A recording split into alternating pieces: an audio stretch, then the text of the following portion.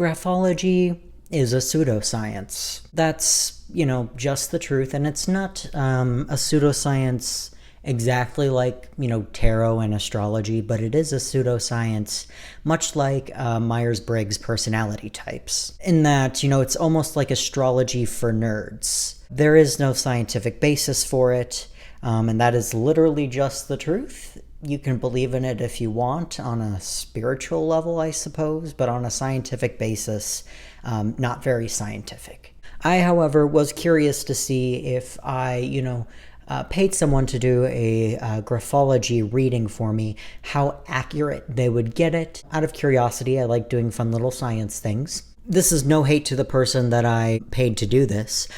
She was very kind, and she also gave this to me within 24 hours after being paid $10, which I gave her a tip, obviously, because she did this so thoroughly and so fast, and she's so nice. So this is no hate to her. In fact, I recommend her if you're curious. The requirements of this graphology reading required me to write down 10 to 12 statements on a blank sheet of paper that sort of, exemplify my handwriting. The one requirement that was interesting to me was that you could not write a copy and paste. You had to write, from your head at the time, which is a little suspicious. The excuse graphologists give for this is that handwriting analysis is based upon your mental state at the moment. So they want to, see what your handwriting is like at the moment, which is an interesting excuse. I did purposefully try to keep my personality out of the statements as much as possible without copy and pasting. I think I failed a little bit. I definitely failed on my first try to keep my personality out of the statements, so I started over and did it again. This is what I wrote. The glasses are going on. My glasses are on. The requirements of this handwriting analysis ask that I write what comes to mind rather than copy and paste. I'm unsure what to write here. I've written 2 sentences, not counting this one, and I'm out of ideas. I know my handwriting is borderline illegible. I have already made some mistakes writing with this pen. They are probably easy to point out. I wish pens had erasers. I suppose some of them do, but pen erasers are never actually good. They just kind of smudge the ink everywhere and call it a day. I feel like my handwriting is getting worse rather than better as I continue to write. I'm using a pen from my work because all my other pens are like 10 years old. I have pens older than some millennials' children.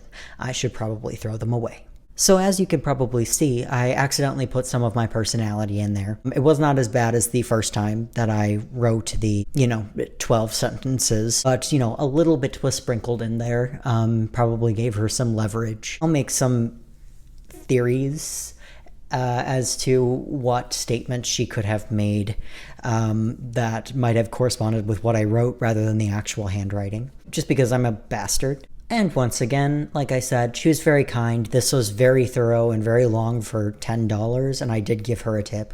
So, while I don't believe in this, I would recommend her if you do. She was very nice. Let us read this handwriting analysis paragraph by paragraph. In their daily life, they are enthusiastic and realistic in their approach and attitude. At the same time, they are constantly struggling with their inner demons, which we will come to later in this analysis. I'm battling my demons, bro. That's pretty vague, but she did say that she would expand upon it later, so I will forgive that. The first sentence, I don't know about enthusiastic. Depends upon the situation. Realistic? Sure, I try to be for sure. I do try to be realistic in my approach. Not so sure about enthusiastic. So this first introductory sentence was a little like, This person is quite struggling to find their identity. Though they have a base idea of who they are and whom they aspire to be, there is slight confusion still. They are in the process of knowing oneself. I feel like she got this from that first part where I tried not to put my personality in there, where I said I don't know what else to write. That is my theory. I don't necessarily don't know myself, because I do. I don't know what I aspire to be career-wise or what I want to do moving forward, because I simply don't want to work and I'm tired of existing. In terms of identity, I sort of know who I am.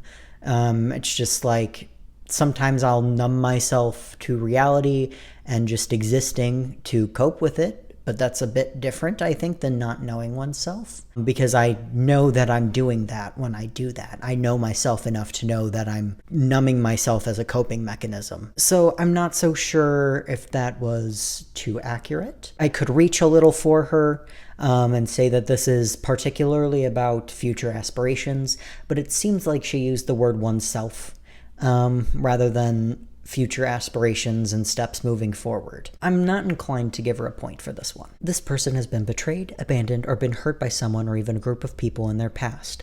Now they are skeptical and even scared to get close to people and form close relationships with them. That first sentence was pretty vague, but she did elaborate. I do think that that part is true. I am scared to make close relationships with people.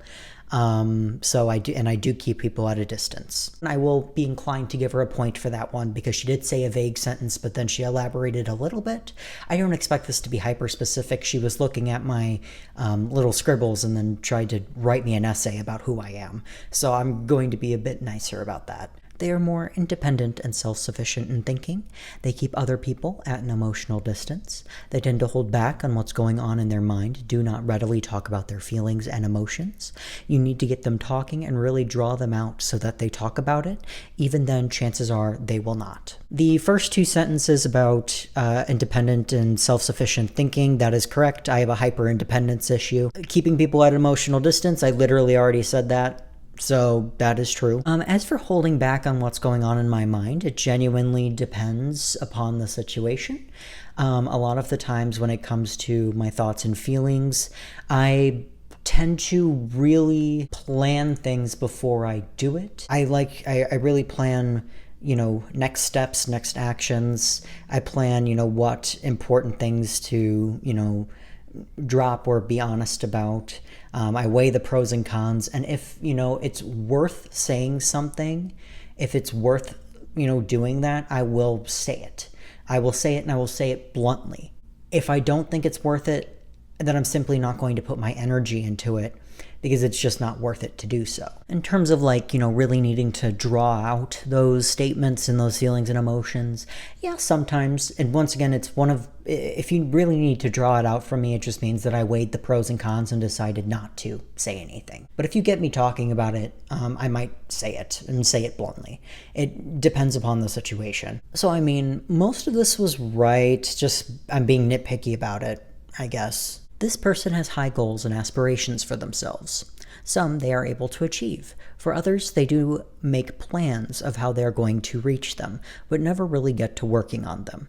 There are also some goals that they daydream about and don't even make plans on how to attain. They feel like it'll happen in its own time, and they will get mental clarity as the goals come close. This is true that I hold myself to a very high standard. Often when I do have plans, and then I don't start working on them, which that was true, I suppose. It is because I do have extremely high standards for myself. I am my own worst enemy, and I don't even want to do the thing if I know that I'm just going to disappoint myself by just being terrible. So I just end up not doing the thing. And yes, there are some goals that I daydream about often and don't plan to attain. It's not necessarily that I think it's going to happen in due time. Realistically, I can daydream about it happening in due time, but realistically, I know it's not going to happen if I don't do something about it, which I'm probably not going to do something about it. Pretty accurate other than it's kind of accurate. This person lives too much in their day-to-day life. Maybe they are on a regime or a schedule, such as a job, college, etc., where they don't have either the headspace or the flexibility or the resources to really get thinking about their future or self or introspect and reflect upon themselves. I feel like this one's too vague, mostly just because that is sort of the essence of being in the working class, is that you are made to work a stupid amount of time on a regimented schedule. It's, for the purpose of, exploiting you of your labor, but also because, you can't organize, you can't, come together and overthrow the ruling class if, you're all very tired. And, you want to numb yourself when you get home rather than live in reality. This just seems like a working class reality rather than something specific to me. And while it is true, I kind of don't want to give it points because it seems too vague. And also it's possible that she just pulled that out of her ass because I mentioned I was using a work pen.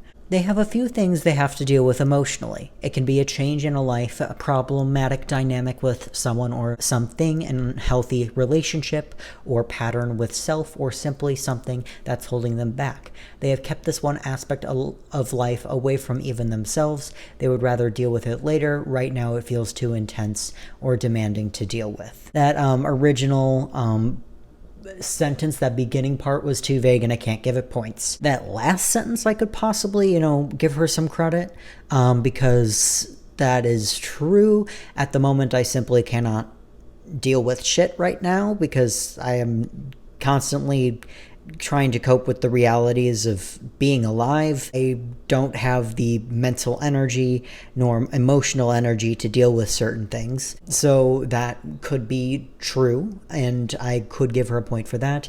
Otherwise, the rest of the paragraph was too vague to give her, some credit on that. They love to stop by and have a chat. They are the talkative kind, always up for a conversation. If a stranger says hi to them, they will be happy to talk. This is just straight up false. I don't want any stranger to look at me.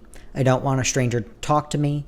I would prefer if I were not in the presence of a stranger ever. I don't like to have a chat. In fact, fun fact, I went into the office one day. I sat down and did a full 9.5-hour shift. And then my coworker came up to my cubicle and went, "You were here all day?" So basically, I don't talk. I can be quiet for very long periods of time. In fact, I would prefer to shut the fuck up. I mean, unless you get me talking about something that's like I'm like super interested and invested in, then I don't shut the fuck up. But otherwise, all I do is shut the fuck up, believe it or not. I can go for weeks without talking to people. It's fantastic. Everybody should try shutting the fuck up once in their life. They are slow and steady and strong in their thinking. They are not the kind who will immediately execute a task after they know the information. Instead, they will make it a point to get their facts right and build a strong case for themselves. They prefer to have a robust foundation of whatever they are doing first, and only then act upon the same. That's actually extremely accurate, and I have no complaints about that one. No notes. This person is very steadfast and stren about what they put their mind into. If they decide upon something, it is very, very difficult to get them to change their mind. They decide, and then they are very firm about it now. For the same reason, unnecessary criticism doesn't really get to them. Making a favorable impression in a room full of people is important to them. As a result, they only pay attention to constructive criticism and not much to the unnecessary criticism. I feel like some of these statements contradicted themselves, and I don't know if that was a mistake or not. Because on one hand, they're saying that I don't care about just general criticism, but yet I care about what the room thinks about me. That first part is true. I take a very, very long time to make decisions because I want to make the right one. But when I do make the right decision, I stick to that decision and I'm not changing my fucking mind. Criticism is sort of a weird thing for me because it's not what other people think of me or even constructive criticism that I'm interested in or that affects me. What affects me, because once again, I am my own worst nightmare, as we've discussed earlier, my fear and what affects me is when somebody parrots what I am saying to myself back to me. That's the problem. I will get frustrated with a certain amount of stupidity, but a different kind of stupidity that I see every day I can just ignore. People that say wrong things loudly, I think bother me, and especially when it's in, criticizing me. If they are saying a wrong thing or, they interpreted a thing wrong very loudly, that does bother me because then they have the, entirely wrong impression and yet they think that they're, entirely right about it. I mean, I feel like that would annoy anyone. But no, in terms of criticism, the thing that affects me most is people that essentially just parrot the negative self-talk voice in my head, and not necessarily on a superficial level, but on a deeper level. I don't want what I'm worried about to be confirmed. My own criticism is probably the most important to me, and it's the only criticism I really listen to. Like, people can compliment me all I want, but it won't matter to me unless I believe it. because I'm the only one I care about in that instance, and chances are I don't agree with you. This person has a rather mischievous trait about them too.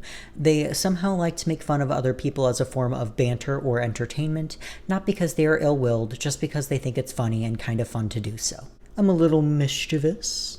Yeah.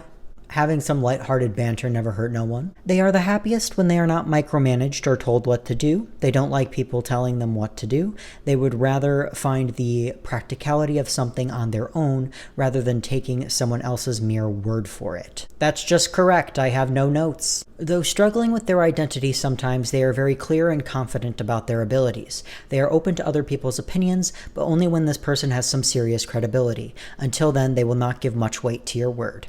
Yeah, I suppose so. I think I did say this earlier, which is kind of funny. I only put weight to people's words if, they have some, credibility, which I give myself my own credibility and I am my own worst nightmare. So I only put weight to people's words if they are just parroting what I am saying to myself or some of the questions I have. Yeah, I try not to give a shit otherwise. This person needs to take a walk or do some physical exercise because their brain is telling them to get exercise in. Maybe they did not go to the gym or did not do any or less physical activity at the time they wrote this. Listen here, bucko. Yeah, I exercised for like 2 months and I stopped exercising for health reasons. I suppose this is correct. This person doesn't mind tweaking the truth a bit in order to get what they want. It is probably a product of an abusive childhood or related trauma. Though they don't wish bad upon anyone, they can be deceptive when they need to. I prefer telling the truth rather than lying. I do like being blunt about things. The only time that I am deceptive or that I'm, being a bastard, essentially, is when I'm dealing with people high up in a hierarchy. So any figure of authority. I do not respect people in authoritative positions, and I will, do whatever I can to get what I want from them because I don't give a shit about them. Now, to people that are not in authoritative positions, I am blunt, truthful, or I don't talk at all. When debating, they are sharp and quick-minded, so make sure you get your facts correct before you correct them on their mistakes. This is actually untrue. If I am doing, debate over, tweet or something of the like, maybe this can apply. In real life debate face to face, I need time to think about my answers because, as we discussed earlier, I like to think about things before, saying them. So I'm actually kind of shit in face-to-face debates because I can't just quickly answer shit. And when you pause in a debate, people think that you're stupid when really it's just kind of like you actually have to think about how to word things properly, They like to have their presence made felt. They feel a sense of satisfaction when people acknowledge their presence and compliment and acknowledge their work. When working with them, make sure to acknowledge and appreciate their work and make them feel heard. If they get this, they are sure to stay motivated and bring bright results to whatever it is that they are pursuing. I mean, yeah, everybody likes to know that they did well. I feel like that can just apply to a lot of people, though, can't it? A lot of people just like acknowledgement. I don't know whether or not to give that credit or not. I think I might mark this one too vague and too applicable to a large portion of the population. And that was the full reading. It was a little weird because some of them were just straight up wrong. Some of them were spot on and correct, and some of them were like a mixture of the two, which I think is just kind of a product of like trying to figure out who a person is by looking at their little scribbles. I figured that she would hit the nail on the head at some point because she had 17 tries to do so. To be fair, it was more if I had complaints or criticisms, it was more along the lines of this is too vague and I don't know whether or not to apply my associations that I'm making here to this vague statement because this can apply to a lot of things. Otherwise, it was very interesting to read through that. If you want a reading, like I said, she's very kind and she was very fast in her turnaround. Feel free to give her some support. I will add her to the description there if you're interested. I still think Graphology is pseudoscience based upon this, but it was interesting to see which things she got right and which things were sort of not right at all and what was sort of vague and in between. So yeah, it was very interesting. This is my overall grade. I give her. Okay, I'm done. Go home.